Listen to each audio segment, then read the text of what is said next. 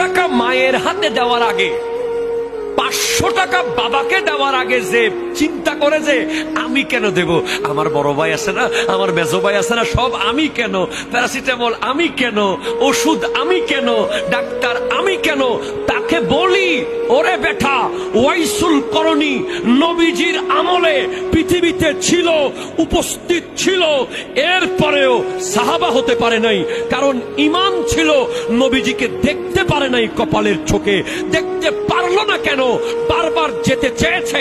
আমার নবী বলেছে আসিস না, তোমার মায়ের খেদমত করো, তোমার মায়ের খেদমত করলে আমি নবী রাজি হয়ে যাব।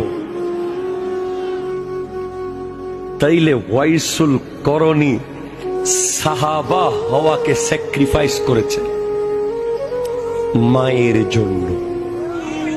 তুমি 100 টাকা দিতে পারো না, তুমি 500 টাকার একটা নোট দিতে পারতেছো না, আর ওয়াইসুল করণী গোটা সাহাবিয়তকে ত্যাগ করেছে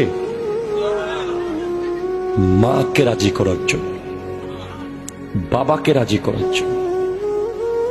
তুমি এটা একটু মাথায় নিয়ে আজকে যাইও, যখন তোমার হাত কাঁপবে মা বাবাকে টাকা দেওয়ার সময়, তখন তুমি ওয়াইসুল করণীর কথা ভাবিও।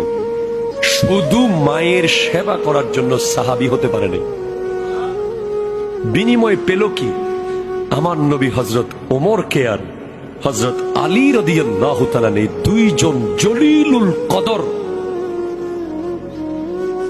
সাহাবীদের মধ্যে সবচেয়ে শ্রেষ্ঠ, তাদেরকে বলছেন ওয়াইসুল করণীকে দেখলে তার কাছ থেকে দোয়া নিও।